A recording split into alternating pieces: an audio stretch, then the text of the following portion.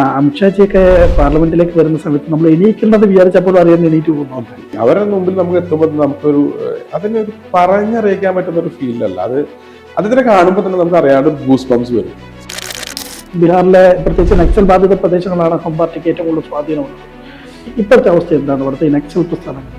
ഇമാംഗഞ്ച് സാറിന്റെ ജിതൻറാം മഹഞ്ചിയുടെ മണ്ഡലമായിരുന്നു. 10 വർഷം മുമ്പ് അദ്ദേഹം അവിടെ തെരഞ്ഞെടുപ്പ് പ്രചരണം നടത്തുമ്പോൾ കുഴിബോംബ് വെച്ചിട്ടുണ്ട് എന്ന് പറഞ്ഞ് CRPF റോഡ് ബന്ദോസാക്കി. അത് പുകവലി എടുക്കാതെ അവിടെ പോയി പ്രചരണം നടത്തി, നടന്നുപോയി പ്രചരണം നടത്തി വിജയിപ്പിച്ചെടുത്ത ആളാണ് അദ്ദേഹം. ഈ മഹാരാഷ്ട്രയിലൊക്കെ തോക്ക് കൊണ്ട് നേരെ മുഖ്യമന്ത്രി മുമ്പിൽ ഇതാ എന്റെ തോക്ക്, ഞാൻ ഈ മാവോയിസവും ഇല്ല, എനിക്ക് ഒരു പരിപാടി, എനിക്ക് എന്തെങ്കിലും ഒരു ജോലി. 10-15 വർഷം മുമ്പ് ഇവിടെ ഈ പറയുന്ന മാവോയിസ്റ്റുകൾ പറയുന്ന സ്ഥലത്ത് വോട്ട് ചെയ്യണം, തോക്ക് തല വെച്ചു വോട്ട് ചെയ്തില്ലെങ്കിൽ അവർ വെടിവെച്ച് കൊല്ലും. ഇന്ന് നമുക്ക് സ്വന്തമായി പോയി നമുക്ക് ഇഷ്ടപ്പെട്ട നേതാവിനെ വോട്ട് ചെയ്യാൻ പറ്റുന്ന ഒരു സാഹചര്യം ഉണ്ട്. നമസ്കാരം. ദേശീയ തലത്തിൽ NDAയുടെ ഘടകകക്ഷിയായിട്ടുള്ള ഹം പാർട്ടി, ഹിന്ദുസ്ഥാൻ അവാം മോർച്ച കേരളത്തിലും അത് ശക്തി പ്രാപിക്കുകയാണ്. ഈ ഘട്ടത്തിൽ നമുക്കൊപ്പം തുടരുന്നത് ഹിന്ദുസ്ഥാൻ അവാം മോർച്ചയുടെ നാഷണൽ ജനറൽ സെക്രട്ടറി ആണ്. നമസ്കാരം. സുവിശ്വാസ്. നമ്മൾ നേരത്തെ സംസാരിച്ച് തുടങ്ങിയത് നിർത്തിയത് വെച്ച് കഴിഞ്ഞിട്ടുണ്ടെങ്കിൽ കേരളത്തിലുള്ള പ്രവർത്തനങ്ങൾ സർപ്രൈസ് കൊടുക്കുന്നതിനെ കുറിച്ചാണ്. കഴിഞ്ഞ കുറെ നാളുകളായിട്ട് സുവിശ്വ ഉൾപ്പെടെ ഡൽഹിയിൽ കേരളത്തിൽ എന്തൊക്കെ രാഷ്ട്രീയ മാറ്റം കൊണ്ടുവരാം എന്നുള്ള കാര്യത്തിലൊക്കെ വലിയ ചർച്ചകളും വലിയ പഠനം തന്നെ നടത്തിക്കൊണ്ടിരിക്കുകയാണ്. ഈ ഘട്ടത്തില് ഈ കേന്ദ്ര പദ്ധതികൾ കേരളത്തിലേക്ക് കൊടുത്തുകൊണ്ട് മാത്രം കേരളത്തിൽ ഒരു പൊളിറ്റിക്കൽ ചേഞ്ച് ഉണ്ടാകുമെന്ന് കേന്ദ്രം കരുതുന്നുണ്ടോ, നിങ്ങൾ കരുതുന്നുണ്ടോ? ഇല്ല, ഒരിക്കലും ഇല്ല. കേന്ദ്ര പദ്ധതികൾ ഇവിടെ നടപ്പിലാക്കാനായിട്ട് ഇവിടെ ഒരു സംവിധാനമുണ്ട്. കേരള സർക്കാർ അതിനുള്ള സംവിധാനം ഓൾറെഡി നടത്തുന്നുണ്ട്. അത് മാത്രമല്ല ലക്ഷ്യം. തീർച്ചയായിട്ടും കേന്ദ്ര നേതൃത്വം അതിൻ്റെതായ രീതിയിൽ നമുക്കൊരു ലക്ഷ്യം തന്നിട്ടുണ്ട്, ഒരു പ്ലാൻ ഉണ്ട്, വ്യക്തമായിട്ടുള്ള പ്ലാനോട് കൂടിയാണ്. ചില മാധ്യമങ്ങളൊക്കെ പറയുന്നത് അടുത്ത 10 വർഷത്തേക്കുള്ള പ്ലാൻ തയ്യാറാണെന്ന്. അതെ, അടുത്ത 10 വർഷത്തേക്കുള്ള പ്ലാൻ തയ്യാറാണ്. അതിൽ ഹം പാർട്ടി ചെയ്യേണ്ട കാര്യങ്ങളെ കുറിച്ച് കൃത്യമായിട്ട് NDAയുടെ മേലകടയിൽ നിന്ന് നമുക്ക് അതിൻ്റെതായിട്ടുള്ള. അതുകൊണ്ടാണോ പെട്ടെന്ന് നമ്മളിപ്പം ബീഹാർ ഇലക്ഷന്റെ ഘട്ടത്തിൽ മാത്രം നമ്മൾ കേട്ടിട്ടുള്ളതാണ് ഹം പാർട്ടിനെ കുറിച്ച്. ആ ഒരു പാർട്ടി പെട്ടെന്ന് കേരളത്തിലേക്ക് വരുന്നു, ഹം പാർട്ടി അതിന്റെ സംവിധാനങ്ങൾ ഒരുക്കുന്നു. ഇനി ഇതേപോലെ തന്നെ ഈ NDAയുടെ ഘടകകക്ഷികളായിട്ടുള്ള പാർട്ടികൾ കേരളത്തിൽ വരാനുള്ള സാധ്യതയുണ്ടോ? അതിനെ കുറിച്ച് എന്തെങ്കിലും അറിവുണ്ടോ? അല്ല, നിലവിൽ NDAയുടെ പല ഘടകകക്ഷികളും നിലവിൽ പ്രവർത്തിക്കുന്നുണ്ട്. ഹം പാർട്ടിനെ മുമ്പിലേക്ക് നയിക്കാനുള്ള കാരണം ഹം പാർട്ടി ബീഹാറിന്റെ ഒരു പ്രത്യേക മേഖലകളിൽ മാവോയിസ്റ്റ് സാന്നിധ്യങ്ങൾ ഉണ്ടായിരുന്ന മേഖലയിൽ നിന്ന് വിജയിച്ച് അവിടെ നിന്ന് മണ്ഡലം പിടിച്ച് NDAയുടെ ഭാഗത്ത് നിൽക്കുന്ന ഒരു പാർട്ടിയാണ്. അപ്പോൾ ഈ പാർട്ടിയുടെ പ്രത്യേകത എന്താണെന്ന് വെച്ച് കഴിഞ്ഞാൽ ഈ പാർട്ടിയുടെ കൊടി എന്ന് പറയുന്നത് ചുവന്ന കൊടിയാണ്. നമുക്കറിയാം, ചുവന്ന കൊടി എന്ന് പറയുന്നതിന് ഒരു പ്രത്യേകതയുണ്ട്. അപ്പോൾ അങ്ങനെ ഒരുപാട് സ്ട്രാറ്റജികൾ ഉപയോഗിച്ചുകൊണ്ട് തന്നെയാണ് ഹം പാർട്ടിനെ ഈ ഒരു വലിയൊരു ലക്ഷ്യത്തിന് വേണ്ടി ഇവിടെ പറിച്ചു നട്ടിട്ടുള്ളത്. ഞാൻ BJPയിൽ പ്രവർത്തിക്കുന്ന ആളായിരുന്നു കർണാടകയിൽ. എന്നെ സംബന്ധിച്ചിടത്തോളം ഞാൻ ഈ സർപ്രൈസുകൾക്ക് ഭാഗമായിരുന്നു 2019-ലും 2023-ലും. ആ സർപ്രൈസുകൾ കാരണം എനിക്ക് തിരിച്ചടികളും കോൺഗ്രസ് സർക്കാരിന്റെ ഭാഗത്ത് നിന്ന് കർണാടകയിൽ നിന്ന് കിട്ടിയിട്ടുണ്ട്. അങ്ങനെ ഡൽഹിയിലേക്ക് എത്തിപ്പെട്ട ഒരു വ്യക്തിയാണ് ഞാൻ. എന്നെ സംബന്ധിച്ചിടത്തോളം ഈ ഒരു ലക്ഷ്യം എന്നെ തേടിയെത്തിയപ്പോൾ ഞാൻ I am ready to take over എന്ന് പറഞ്ഞ് മുമ്പിലേക്ക് വരുമ്പോൾ എന്റെ മുമ്പിൽ ഒരു സ്ട്രാറ്റജി തരുന്ന ഒരു വ്യക്തിയുണ്ട്. നമുക്ക് ആ ഒരു സമയം വരുമ്പോൾ ആ വ്യക്തി ഇവിടെ എത്തിപ്പെടും. നമുക്കറിയാം, നമ്മളെല്ലാവരും അറിയുന്ന വലിയൊരു നേതാവ് തന്നെയാണ്. അപ്പോൾ അങ്ങനെ ഒരു വലിയൊരു ലക്ഷ്യം തന്നെ ഹം പാർട്ടിക്ക് ഉണ്ട്. നമുക്ക് തീർച്ചയായിട്ടും മനസ്സിലാക്കാൻ കഴിയണം, ഇത് എന്ന് പറയുന്നത് NDAയുടെ സെക്യുലർ മുഖമാണ്.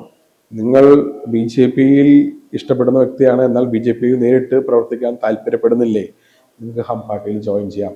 ഇവിടെ സെക്യുലറിസം എന്നും നിലനിൽക്കും. നിങ്ങൾ ഏത് ജാതി ആയിക്കോട്ടെ, നിങ്ങൾക്ക് ഇവിടെ നിന്ന് പ്രവർത്തിക്കാം. ഈ പ്രവർത്തനം തന്നെയായിരിക്കും നമ്മുടെ മുഖമുദ്ര. കാരണം ഇവിടെ സാധാരണക്കാരന്റെ ശബ്ദമാവുന്ന ഒരു പാർട്ടി ഇല്ല. സാധാരണക്കാരന്റെ ശബ്ദമായിരുന്ന ഒരു പാർട്ടി ആയിരുന്നു പണ്ട് LDF. ഞാനൊരു കമ്മ്യൂണിസ്റ്റ് കുടുംബത്തിൽ നിന്നുള്ള വ്യക്തിയാണ്. ഒരു കമ്മ്യൂണിസ്റ്റ് കുടുംബത്തിൽ നിന്ന വ്യക്തി പെട്ടെന്നൊരു സുപ്രഭാതത്തിൽ BJPയിലേക്ക് വന്നതല്ല. എനിക്ക് ഈ ഒരു രാഷ്ട്രീയ പാർട്ടിയുടെ എൻ്റെ ഒരു ചെറുപ്രായത്തിൽ തന്നെ എനിക്ക് മനസ്സിലാക്കിയിട്ടുണ്ടായിരുന്നു, ഞാൻ ഈ പാർട്ടിയുടെ ഒരു മുഖമുദ്ര എന്ന് പറയുന്നത് സാധാരണക്കാരന്റെ ശബ്ദമായിരിക്കും എന്നായിരുന്നു ഞാൻ ആദ്യം മനസ്സിലാക്കിയത്. പിന്നീട് ഞാൻ എൻ്റെ ഒരു യൗവനത്തിലേക്ക് എത്തിയപ്പോൾ അന്ന് കണ്ടിരുന്ന കമ്മ്യൂണിസ്റ്റ് നേതാക്കന്മാരൊക്കെ മാറി, പുതിയ കമ്മ്യൂണിസ്റ്റ് നേതാക്കന്മാരെത്തി. കമ്മ്യൂണിസം എന്ന് പറയുന്ന സംഭവം ഇല്ലാതായി. ഞാനത് എൻ്റെ നാട്ടിൽ നിന്ന് പഠിച്ചതാണ്. പിന്നെ ഞാൻ പഠിച്ചതും വളർന്നതൊക്കെ കർണാടകയിലാണ്. ഈ പറയുന്ന കമ്മ്യൂണിസ്റ്റ് പാർട്ടിക്ക് യാതൊരു പ്രാധാന്യമില്ലാത്ത ഒരു നാടാണ് ഈ പറയുന്ന കർണാടക. അവിടെ ഈ പറയുന്ന സാധാരണക്കാരുടെ ശബ്ദമായിരുന്ന നേതാവാണ് ശ്രീ യെദ്യൂരപ്പാജി. അപ്പാജിയെ കുറിച്ച് പറയുകയാണെങ്കിൽ അദ്ദേഹം അദ്ദേഹം കർണാടകയ്ക്ക് കൊടുത്തിട്ടുള്ള സംഭാവനകൾ എന്ന് പറയുന്നത് BJP എന്ന് പറയുന്ന പാർട്ടി കൊടുത്തിട്ടുള്ളത് വലിയൊരു സംഭാവന തന്നെയാണ്. ആ ഒരു മേഖലയിൽ കർഷകർക്ക് വലിയൊരു ട്രാൻസ്ഫോർമേഷൻ സംഭവിച്ചിട്ടുണ്ട്. ഇൻഡസ്ട്രിയൽ മേഖലയിൽ വലിയൊരു ട്രാൻസ്ഫോർമേഷൻ സംഭവിച്ചിട്ടുണ്ട്.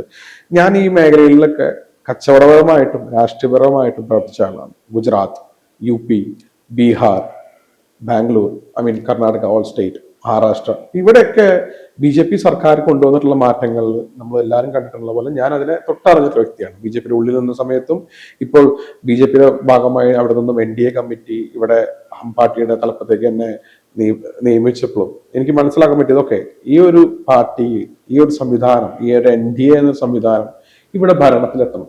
കേരളത്തിൽ, പ്രത്യേകിച്ച് കേരളത്തിൽ ഇപ്പോൾ അതിന് പറ്റുന്ന റൈറ്റ് ടൈമാണ്. നമുക്കറിയാം, വിഴിഞ്ഞം തുറമുഖം ഏറ്റവും വലിയൊരു സ്വപ്ന പദ്ധതിയാണെന്ന്. അത് തുറന്നു, നമ്മുടെ നാഷണൽ ഹൈവേ ഓപ്പൺ ആയി വരികയാണ്.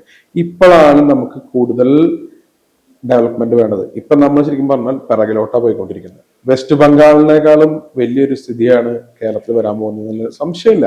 നമ്മൾ ഏത് ഒരു പാർട്ടി ആയിക്കോട്ടെ, ഞാൻ ഏതൊരു ആളെ കുറ്റം പറയുന്നില്ല, പക്ഷെ നമ്മൾ പിറകിലോട്ടോ സഞ്ചരിച്ചുകൊണ്ടിരിക്കുന്നു. നമ്മൾ ഈ മറ്റ് സ്റ്റേറ്റുകളിലൂടെയൊക്കെ യാത്ര ചെയ്താൽ അവിടുത്തെ ഡെവലപ്മെന്റ്സും ഇവിടുത്തെ ഡെവലപ്മെന്റ്സുമായിട്ട് കമ്പയർ ചെയ്യാൻ പറ്റുമോ?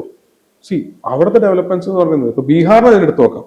ബീഹാറിലെ ബോധ്ഗയ എന്ന് പറയുന്ന ഞങ്ങളുടെ മന്ത്രിയുടെ ജിതിൻ റാം മഹാഞ്ചിയുടെ സ്ഥലത്താണ് ഇപ്പോൾ ഏറ്റവും വലിയൊരു ഇൻഡസ്ട്രിയൽ ഏരിയ വന്നിട്ടുള്ളത്. ഏകദേശം 2500 കോടി രൂപയാണ് വകയിരുത്തിയത്. ഏകദേശം 35,000 പേർക്ക് അവിടെ ജോലി കിട്ടും. ആ നാടിനെ തന്നെ മുഖമുദ്രം മാറ്റും. ഈ നമ്മളിപ്പോൾ കുറ്റം പറയുന്ന ആൾക്കാരാണ് ഇപ്പോൾ UP, ബീഹാറി, നമ്മൾ ഒരുപാട് പേരെ കളിയാക്കുന്നുണ്ട്. ബീഹാറിൽ നിന്ന് പഠിച്ചിറങ്ങിയ IPS, IAS ഓഫീസേഴ്സാണ് ഇന്ന് ഡൽഹിയിൽ ഏറ്റവും കൂടുതൽ തലപ്പത്ത് നിന്ന് നമ്മളെ ഭരിച്ചുകൊണ്ടിരിക്കുന്നത്. നമ്മൾ കളിയാക്കുന്ന സ്ഥലങ്ങളാണ്. UP നമ്മൾ എന്ത് പറഞ്ഞാലും അപ്പോൾ മലയാളികൾക്ക് ഒരു കുറ്റമുള്ളതാണ്.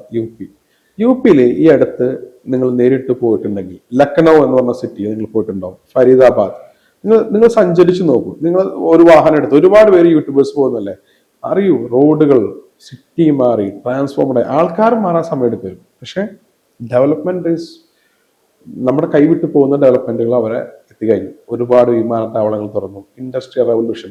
UP മുഖ്യമന്ത്രി വന്ന് മഹാരാഷ്ട്രയിൽ നിന്നും പണ്ട് UP നിന്നും വന്ന ഇൻവെസ്റ്റേഴ്സിനെല്ലാം തിരിച്ചു കൊണ്ടുപോയി, അവരുടെ സംസ്ഥാനത്തേക്ക് തിരിച്ചു കൊണ്ടുപോയി. നമ്മൾ അങ്ങനെ എന്തെങ്കിലും പ്രയത്നിക്കുന്നുണ്ടോ? ഇവിടെ നിന്ന് വലിയൊരു തുണി വ്യാപാരി അയാളുടെ എല്ലാം എടുത്തുകൊണ്ട് വേഗം ഹൈദരാബാദിൽ പോയി അവിടെ അയാളുടെ ബിസിനസ് തുടങ്ങി. ഇന്ന് നമുക്കറിയാം, ആ ഒരു സ്ഥലത്ത് ഉണ്ടായിരുന്ന വലിയൊരു ഫാക്ടറിയിൽ നിന്ന് ഭൂരിഭാഗം തൊഴിൽ സാധ്യത നഷ്ടപ്പെട്ട് കഴിഞ്ഞു. ഇങ്ങനത്തെ പ്രവർത്തന ശൈലികളാണ്. നമ്മൾ ഇതൊക്കെ വിടാം, നമുക്ക് ഉത്തരേന്ത്യക്ക് പോകണ്ട. തമിഴ്നാട് എടുത്ത് നോക്കാം, DMK സർക്കാരാണ്, NDAയുടെ ഭാഗമല്ല. പക്ഷെ തമിഴ്നാട്ടില് DMK സർക്കാർ, ADMK സർക്കാരായാലും ഏത് സർക്കാരായാലും അവർ ഇൻഡസ്ട്രിയൽ റവല്യൂഷനെ അവർ പിന്നിലേക്ക് പിടിച്ചു തള്ളില്ല. ഇലക്ട്രിസിറ്റി ആയാലും ശരി, കറണ്ട് ബില്ലായാലും ശരി, യൂണിയൻ ലേബർ ഇഷ്യൂസ്, ഇങ്ങനത്തെ യാതൊരു ഇഷ്യൂസും അവർ കമ്പനികളുടെ മേലിൽ വെച്ച് പുലർത്തില്ല. അതുകൊണ്ടാണ് തിരുപ്പൂര്, നമ്മൾ ഏറ്റവും കൂടുതൽ കാണുന്ന ഇൻഡസ്ട്രികളാണ് തിരുപ്പൂർ. തൊട്ടടുത്ത് കിടക്കുന്നല്ലേ കോയമ്പത്തൂര്. നമുക്ക് പറയാം, നമ്മളെ AC, TV, ഒരുപാട് ചെറിയ ഇലക്ട്രോണിക്സ് ഉപകരണങ്ങൾ നമ്മൾ ഏറ്റവും കൂടുതൽ ബൾക്ക് പർച്ചേസ് വാങ്ങുന്ന സ്ഥലം കോയമ്പത്തൂര്. എന്തുകൊണ്ട് കേരളത്തിൽ ചെയ്യാൻ പറ്റുന്നില്ല? എവിടെ നമ്മളെ പ്രശ്നം? ഒരു TV കയറ്റി ഒരു കണ്ടന്റ് വന്നിറങ്ങിയാൽ ഈ യൂണിയൻകാർ വിടുവോ? ഒരു TVയുടെ മുകളിൽ ഒരു ബോക്സിന് ഇത്ര രൂപ വെച്ചിട്ട് അവർ നോക്കുപോലും അതിന് പിടിച്ചുപറിയായി പ്രശ്നമായി. അതുകൊണ്ടാണ് ഇവിടുത്തെ ഒരുപാട് പ്രൊഡക്ട്സ് ഇവിടെ എത്തുന്നില്ല. കേരളത്തിൽ നിന്ന് എത്തുന്നുമില്ല, ഇവിടുന്ന് കയറി പോകാനും സമ്മതിക്കില്ല യൂണിയൻ പ്രശ്നങ്ങൾ. ഈ സുബിഷി കഴിഞ്ഞ കുറെ നാളായിട്ട് ഡൽഹി കേന്ദ്രീകരിച്ച് പ്രവർത്തിക്കുകയാണ്. നമ്മുടെ പ്രധാനമന്ത്രി നരേന്ദ്രമോദിയും അമിത്ഷാജിയും അല്ലെങ്കിൽ JP നദ്ദാജിയൊക്കെ ആയിട്ട് അടുത്ത് ഇടപെടാനുള്ള അവസരങ്ങൾ കിട്ടിയിട്ടുണ്ടാകണം. എങ്ങനെയാണ് അവരുടെയൊക്കെ ഒരു കാഴ്ചപ്പാട്? എങ്ങനെയാണ് ആ ഒരു അവസരം? ഒരു സ്വപ്നതുല്യമാണ് നമ്മളെയൊക്കെ സംബന്ധിച്ചിടത്തോളം. ഇങ്ങനെയായിരുന്നു അതൊക്കെ? കേരളം വലിയൊരു ലക്ഷ്യം അദ്ദേഹത്തിന്. കേരളത്തിന് വേണ്ടി എന്തും ചെയ്യാൻ തയ്യാറാണ് മോദിജി. അദ്ദേഹം കേരളത്തിന് ഭരണം പിടിക്കണമെന്നല്ല, കേരളം അദ്ദേഹത്തിന് ഭയങ്കര ഇഷ്ടമാണ്. അദ്ദേഹം ശ്രദ്ധിച്ചാൽ മനസ്സിലാവും, കഴിഞ്ഞ ഇലക്ഷൻ സമയത്ത് 3 തവണ അദ്ദേഹം സന്ദർശിച്ചു. മറ്റ് സംസ്ഥാനങ്ങളിലെല്ലാം 2 തവണ കൊണ്ട് സന്ദർശനം ചുരുക്കി ഇദ്ദേഹം അവിടെ 3 തവണ സന്ദർശിച്ചു. കേരളത്തിൽ അദ്ദേഹം എന്തൊരു ഉദ്ഘാടനത്തിന്, നമ്മളൊരു വ്യക്തിപരമായിട്ട് പറയുന്നില്ല, കേരള സർക്കാരായാലും ഇന്ത്യൻ നേവി വിളിച്ചപ്പോഴും അദ്ദേഹം പല ആവർത്തി കേരളത്തിൽ വരുന്നുണ്ട്. ഈ വരുന്നത് കേരളം അദ്ദേഹത്തിന് ഭാരതത്തിലെല്ലാം തന്നെ അദ്ദേഹത്തിന് വളരെ പ്രധാനപ്പെട്ട സംസ്ഥാനങ്ങളാണ്, തർക്കമില്ല. പക്ഷെ കേരളം അദ്ദേഹത്തിന് എന്നും വളരെ ഇഷ്ടപ്പെടുന്ന ഒരു സ്ഥലമാണ്, പ്രത്യേകിച്ച് ശ്രീ നരേന്ദ്രമോദിജി. അദ്ദേഹം പല ആവർത്തി നമ്മുടെ കേരളത്തിലെ പല നേതാക്കന്മാർക്കും പല രീതിയിലും മുൻ IAS ഓഫീസേഴ്സിനെ ഉൾപ്പെടെ നേരിട്ട് കേന്ദ്രമന്ത്രിയാക്കി പല രീതിയിലും നമുക്ക് മാറ്റം കൊണ്ടുവരാൻ ശ്രമിച്ചു. ചെറിയ ചെറിയ ഫെയിലിയറുകൾ ഉണ്ടായിട്ടുണ്ട്. NDA സംബന്ധിച്ചിടത്തോളം, BJPനെ സംബന്ധിച്ചിടത്തോളം അങ്ങനത്തെ ഫെയിലിയറുകളിൽ അവർ മടുക്കില്ല. അവർ കൃത്യമായിട്ടുള്ള സ്ട്രാറ്റജി കൊണ്ടുപോകുന്ന ആൾക്കാരാണ്. ആ സ്ട്രാറ്റജിയുടെ ഭാഗമായിട്ടുള്ള കാര്യങ്ങളാണ് ഇപ്പോൾ ഇവിടെ നടന്നുകൊണ്ടിരിക്കുന്നത്. ഈ ഒരു നിയമസഭാ ഇലക്ഷനിൽ അങ്ങനെ ഒരുപാട് കാര്യങ്ങൾ, അതിന്റെ ചെറിയൊരു എക്സാമ്പിളുകളാണ് ഇപ്പോൾ ഈ കഴിഞ്ഞ പഞ്ചായത്ത് ഇലക്ഷന് ശേഷം കണ്ടുവരുന്നത്. അതിന്റെ ഒരു 10 times ബെറ്റർ നമുക്ക് ഈ വരുന്ന നിയമസഭാ ഇലക്ഷനിൽ നേരിട്ട് കാണാൻ പറ്റും. അതിന് അവിടുന്ന് നേരിട്ടിട്ട് ഹെഡ്ക്വാർട്ടേഴ്സിൽ നിന്നും പ്രവൃത്തി പരിചയമുള്ള ഒരുപാട് നേതാക്കന്മാരെ ഇവിടെ ഇന്ന് കേരള സംസ്ഥാനത്ത് നിയോഗിച്ചു കഴിഞ്ഞു. NDAയുടെ സ്ട്രാറ്റജി എന്ന് പറയുന്നത് ഇവിടെ UDF-നും LDF-നും സ്വപ്നതുല്യമായിട്ട് അവർക്ക് ചിന്തിക്കാൻ പറ്റില്ല. അവരെ സംബന്ധിച്ചുള്ള അവർക്ക് ഇലക്ഷൻ കഴിയുമ്പോഴാണ് അവരുടെ സ്ട്രാറ്റജി. ബീഹാറിൽ ഞങ്ങൾ ചെയ്ത സ്ട്രാറ്റജി ഇവിടെ എല്ലാവരും പറയുന്നുണ്ട്, ബീഹാറിൽ എങ്ങനെ വിജയിച്ചു, വോട്ട് കൊള്ളയല്ലേ, അങ്ങനെയല്ലേ എങ്ങനെയല്ലേ എന്ന്.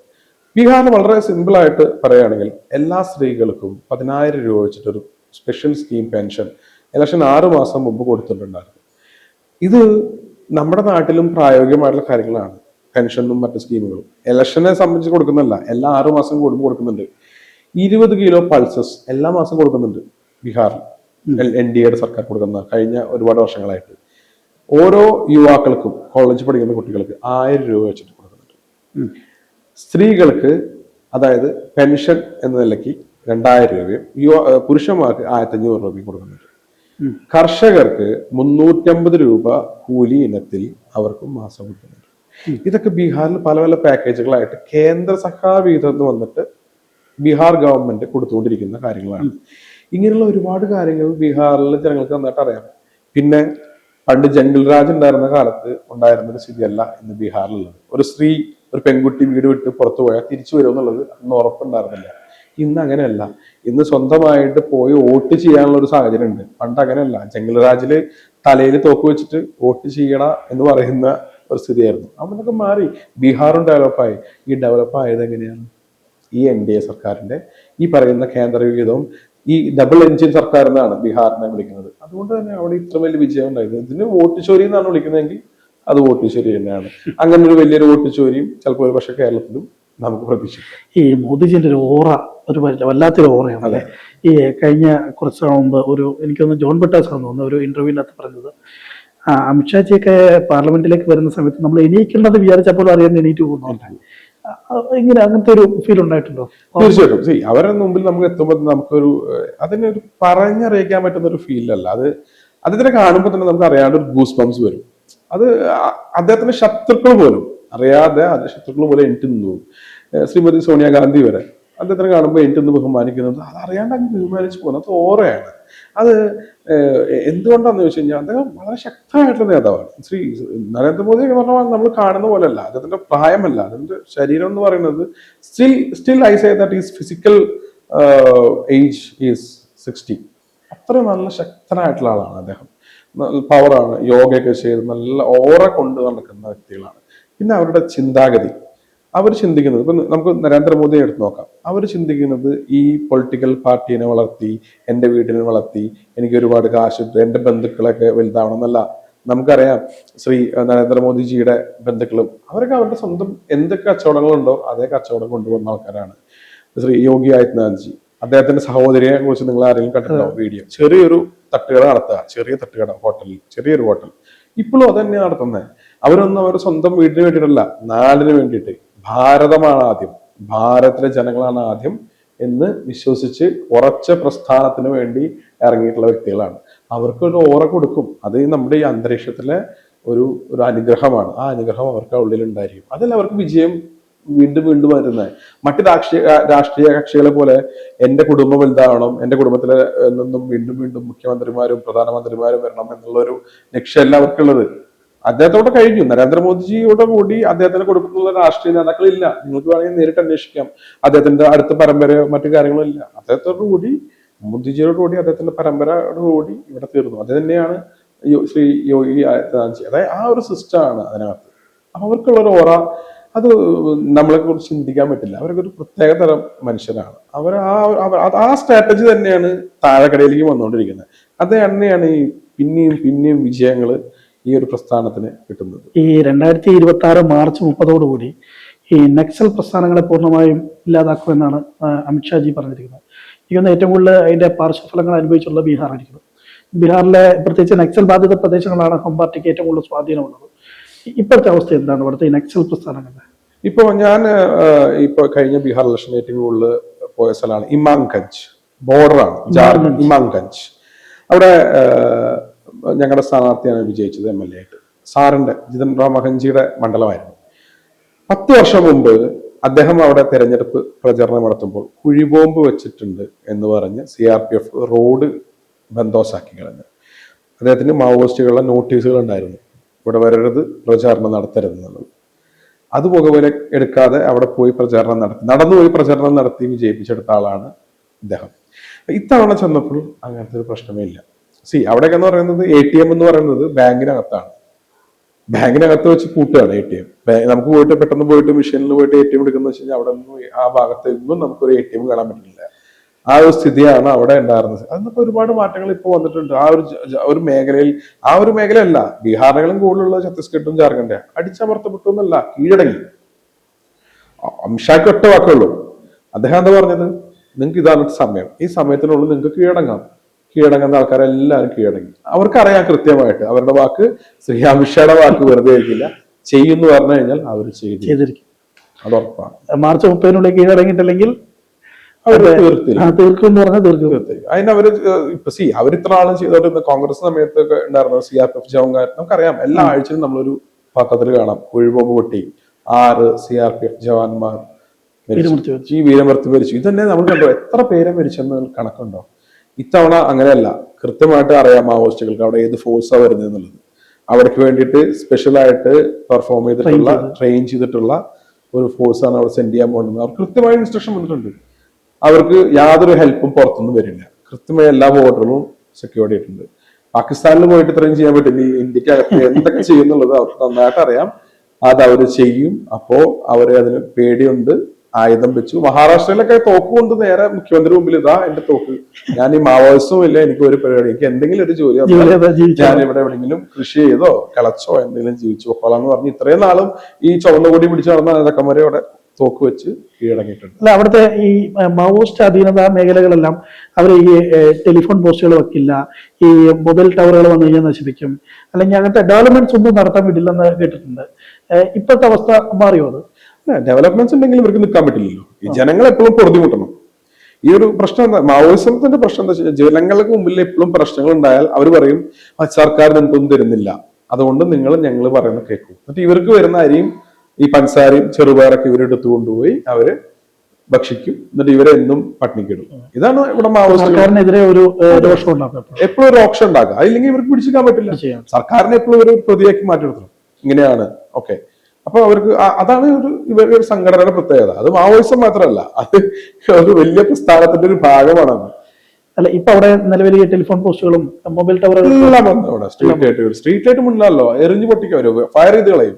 ഇപ്പൊ സ്ട്രീറ്റ് ലൈറ്റ് ഉണ്ട്, എല്ലാം ഉണ്ട്, യാതൊരു പ്രശ്നവുമില്ല. വാഹനങ്ങൾക്ക് പോവാം, അങ്ങനത്തെ എല്ലാം, വിദ്യാഭ്യാസം, സ്കൂളുകൾ എല്ലാം ഉണ്ട്. ആളുകൾക്ക് ഒരു റിഗ്രറ്റ് ഉണ്ടാവും അല്ലെ, നമ്മൾ നേരത്തെ ഇതൊക്കെ മനസ്സിലാക്കിയിരുന്നെങ്കിൽ കുറച്ചും കൂടെ നേരത്തെ ഡെവലപ്മെന്റ്സ് കിട്ടും. ഒരുപാട് പേർക്ക് റിഗ്രറ്റ്. ഞാനൊരു ഇമാംഗഞ്ചിൽ ഒരു വയസ്സായ ഒരാൾ, അദ്ദേഹത്തിനോട് ഞാൻ ചോദിച്ചിരുന്നു, രാഹുൽ ഗാന്ധി വന്നിരുന്നല്ലോ ഇവിടെ വോട്ട് ചോരി എന്നൊക്കെ പറഞ്ഞല്ലോ. അദ്ദേഹം പറഞ്ഞത്, സാർ ഇവിടെ വോട്ട് ചോരി എന്ന് പറയുന്നുണ്ടല്ലോ, എന്താണ് വോട്ട് ചോരി? 10-15 വർഷം മുമ്പ് ഇവിടെ ഈ പറയുന്ന മാവോയിസ്റ്റുകൾ പറയുന്ന സ്ഥലത്ത് നമ്മൾ വോട്ട് ചെയ്യണം, തോക്ക് തല വെച്ചു വോട്ട് ചെയ്തില്ലെങ്കിൽ അവർ വെടിവെച്ച് കൊല്ലും. ഇന്ന് നമുക്ക് സ്വന്തമായി പോയി നമുക്ക് ഇഷ്ടപ്പെട്ട നേതാവിനെ വോട്ട് ചെയ്യാൻ പറ്റുന്ന ഒരു സാഹചര്യം ഉണ്ട്. ആ ഒരു സാഹചര്യം വന്നത് എങ്ങനെയാണ്? ഈ പറയുന്ന സർക്കാർ ഇവിടെ പ്രവർത്തിച്ചതുകൊണ്ടാണ്. അത് ആ ഒരു സ്ഥിതിയിൽ ജീവിക്കുന്ന ആൾക്കാരാണ്. അവർക്ക് ഈ പറയുന്ന നിങ്ങൾ ഈ വാഗ്ദാനം കൊടുക്കാം, ഇവര് വാഗ്ദാനം പറയുന്നുണ്ടല്ലോ, ഞങ്ങൾ അങ്ങനെ ആക്കി തരാം, ഞങ്ങൾ ഇങ്ങനെ പെൻഷൻ ആക്കി തരാം, എല്ലാ കുട്ടികൾക്കും നിങ്ങൾ 2000 കൊടുക്കാം. അവർക്ക് അത് സമാധാനം മതി. അവരെ സംബന്ധിച്ചിടത്തോളം അവർക്ക് സമാധാനമാണ് വലുത്. അവരാ സമാധാനം കണ്ടു, അതിനെ രുചിച്ചു തുടങ്ങി. മാവോയിസം ഇല്ലാത്ത, പട്നി ഇല്ലാത്ത നല്ലൊരു ഒരു സാറ്റിസ്ഫൈഡ് ആയിട്ടുള്ള ജീവിതം അവർക്ക് കിട്ടി. ഇനി അവരത് മുന്നോട്ട് കൊണ്ടുപോകും. യഥാർത്ഥ റവല്യൂഷൻ എന്ന് പറയുന്നത് ഇതാണ്. അതാണ് റവല്യൂഷൻ, അതാണ് വേണ്ടത്. നമ്മൾ സംസാരിച്ചു തുടങ്ങിയ ഘട്ടത്തിൽ തന്നെ, അല്ലെങ്കിൽ ഞാൻ സുബീഷിനെ പരിചയപ്പെടുന്ന ഘട്ടത്തിൽ തന്നെ ഞാൻ ചിന്തിച്ചൊരു കാര്യമുണ്ട്. ഈ തൃശ്ശൂരിൽ നിന്ന് ഒരു മനുഷ്യൻ, സാധാരണ കുടുംബത്തിൽ ജനിച്ച ഒരു മനുഷ്യൻ ഇത്രയും വലിയൊരു പാർട്ടിയുടെ ഇത്രയും വലിയ പദവിയിലേക്ക് എത്തുന്ന ഒരു കാലഘട്ടം, അതെന്തായാലും ഒരു ഒറ്റ ദിവസം കൊണ്ടുണ്ടായതല്ല.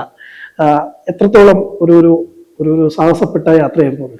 സാഹസം മാത്രമേ ഉണ്ടായിരുന്നുള്ളൂ. സാഹസം എന്ന് പറയുന്നത് ഞാൻ എപ്പോഴും മനസ്സിലാക്കിയ കാര്യം എന്താണെന്ന് വെച്ചാൽ, നമുക്ക് എന്തെങ്കിലും നേടണമെന്നുണ്ടെങ്കിൽ നമ്മൾ ഒരുപാട് നഷ്ടപ്പെടണം. ഞാൻ എൻ്റെ ജീവിതത്തിൽ എൻ്റെ പേരും പണവും ഒരുപാട് നഷ്ടപ്പെടുത്തിയിട്ടുണ്ട്. പ്രസ്ഥാനത്തിന് വേണ്ടി സമാജത്തിന് വേണ്ടി ഒരുപാട് നഷ്ടപ്പെടുത്തിയിട്ടുള്ള ആളാണ് ഞാൻ. സമാജത്തിന് ഒരുപാട് പേർക്ക് വേണ്ടിയിട്ട് പിന്നിൽ നിന്ന് സഹായങ്ങൾ ചെയ്തിട്ടുണ്ട്.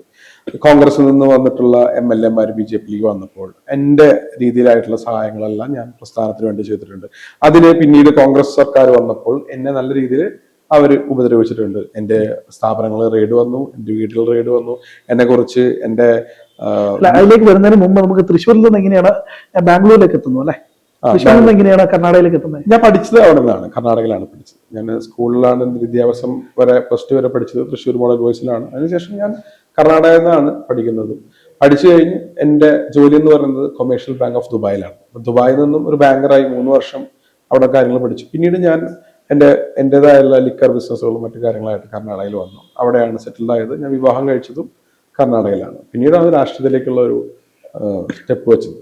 സ്റ്റെപ്പ് വെക്കുന്നു, 2 ഡൗൺ നമുക്ക് വരുന്നു. പിന്നെ അങ്ങനെ ഒരുപാട് പ്രശ്നങ്ങൾ നമ്മൾ അഭിമുഖീകരിച്ചിട്ടുണ്ട്, സാഹസങ്ങൾ ഒരുപാട് നേരിട്ടിട്ടുണ്ട്, ഒരുപാട് പ്രശ്നങ്ങൾ കണ്ടിട്ടുണ്ട്. പക്ഷെ ഞാൻ അങ്ങനെ പേടിക്കുന്ന ഒരു വ്യക്തിയല്ല. മുന്നോട്ട് പോവാം എന്ന്, അതെന്തോ ഒരു ദൈവാനുഗ്രഹം കൊണ്ട് മുമ്പോട്ട് തന്നെ പോയിക്കൊണ്ടിരിക്കുന്നത്. ഒരു ചോദ്യം കൊണ്ട് നമുക്ക് അവസാനിപ്പിക്കാമെന്ന് തോന്നുന്നു. കർണാടകയിൽ നമ്മൾ ഡൽഹിയിലേക്ക് എത്തി ഹം പാർട്ടിയുടെ ചുമതലയിലേക്ക് എങ്ങനെ എത്തുന്നത് ആ ഒരു സാഹചര്യം? ഹം പാർട്ടിയായിട്ട് ഞാനൊരു 2 വർഷമായിട്ട് പല രീതിയിലും അവരുടെ ഇലക്ഷന്റെ കോർഡിനേഷനിലൊക്കെ ഞാൻ ഉണ്ടായിരുന്നു. പല രീതിയിൽ അവരായിട്ട് ചർച്ചകൾ നടത്തുന്നുണ്ട് NDAക്ക് വേണ്ടിയിട്ട്. NDA എന്ന ഭാഗത്തു നിന്നുള്ള ഹം പാർട്ടിയിലേക്കുള്ള സഹായങ്ങളും ചർച്ചകളും നടത്തുന്നു. പ്രമുഖരായിട്ടുള്ള നേതാക്കന്മാരുടെ കൂടെ പ്രവർത്തിച്ചിരുന്ന വ്യക്തിയായിരുന്നു ഞാൻ. പിന്നീട് 6 മാസം മുമ്പാണ് ഹം പാർട്ടിയിലേക്ക് അവർക്ക് NDAയുടെ ഭാഗത്തു നിന്നുള്ള ഒരു ഓർഗനൈസേഷൻ സെക്രട്ടറി ആവശ്യമുണ്ട്. കാരണം അവർക്കൊരു ഓർഗനൈസേഷൻ സ്ട്രക്ചർ എന്ന് പറയുന്നത് ബീഹാറിൽ മാത്രമേ ഉള്ളൂ. മറ്റ് സംസ്ഥാനങ്ങളിലേക്ക് അവർക്ക് പല രീതിയിലും കമ്മിറ്റികൾ ഉണ്ടെങ്കിലും അതിനെ വളർത്താനായിട്ട് ഒരു സ്ട്രാറ്റജി വേണമായിരുന്നു. ആ സ്ട്രാറ്റജി ഞാൻ ശ്രീ ജിതൻ റാം മഹഞ്ചിയായിട്ട് സംസാരിച്ചു. അദ്ദേഹത്തിന് കേരളത്തിലും തമിഴ്നാട്ടിലൊക്കെ ഞാൻ കൊടുത്ത സ്ട്രാറ്റജി വളരെ ഇഷ്ടപ്പെട്ടു. ഇവിടെ അതിനുവേണ്ടി 2-3 ടീം മെമ്പേഴ്സിനെ അവർ തന്നു. ഓൾറെഡി ശ്രീ മിസ്റ്റർ വിനോദ് ട്രിവാൻഡ്രത്ത് എന്നുള്ള ഒരു സെക്രട്ടറിയാണ്. അദ്ദേഹം is very young and same age to me. അപ്പൊ അങ്ങനത്തെ ഒരുപാട് വ്യക്തികൾ നമ്മുടെ കൂടെ നിന്നുകൊണ്ട് പ്രവർത്തിക്കാൻ തയ്യാറാണെന്ന് പറഞ്ഞു മുമ്പിലേക്ക് വന്നു ഈ ഹം പാർട്ടിയിൽ നിന്ന്. ദെൻ ഐ തോട്ട് ഓക്കെ, ഇങ്ങനെ ഒരു സ്ട്രാറ്റജി ഹെഡ് ക്വാർട്ടേഴ്സിൽ നിന്ന് തന്നെ ഏൽപ്പിച്ചപ്പോൾ ഞാൻ വിചാരിച്ചു ഓക്കെ, അങ്ങനെയാണെന്നുണ്ടെങ്കിൽ ഇതൊരു ട്രൈ ചെയ്യാം. ബിക്കോസ് ഏറ്റവും കൂടുതൽ ഈ പ്രസ്ഥാനത്തിന് വേണ്ടി പ്രവർത്തിച്ച് തിരിച്ചടി കിട്ടിയ ഒരു വ്യക്തി എന്ന നിലയ്ക്ക് എനിക്ക് എൻ്റെതായ ഒരു സാറ്റിസ്ഫാക്ഷൻ വേണമെന്നുണ്ടെങ്കിൽ എന്തെങ്കിലും ഒന്ന് ചെയ്ത് വിജയിക്കണം. അപ്പൊ ആ ഒരു വിജയത്തിന് വേണ്ടിയിട്ട് ഞാൻ ഈ ഒരു പ്രസ്ഥാനത്തിന്റെ തലപ്പത്തേക്ക് വന്നതാണ്. തീർച്ചയായും. എന്തായാലും താങ്കളുടെ വളരെ ദീർഘമായിട്ടുള്ള വികസന കാഴ്ചപ്പാടുള്ള വ്യക്തിയാണെന്നാണ് സംസാരിച്ച ഘട്ടത്തിൽ മനസ്സിലാകുന്നത്. 2026 നിയമസഭാ തെരഞ്ഞെടുപ്പിൽ ആ വികസന കാഴ്ചപ്പാടുകളെല്ലാം തന്നെ കൃത്യമായി ഇംപ്ലിമെന്റ് ചെയ്യാനുള്ള സാഹചര്യം ഒരുങ്ങട്ടെ എന്ന് ആശംസിക്കുകയാണ്. നമസ്കാരം.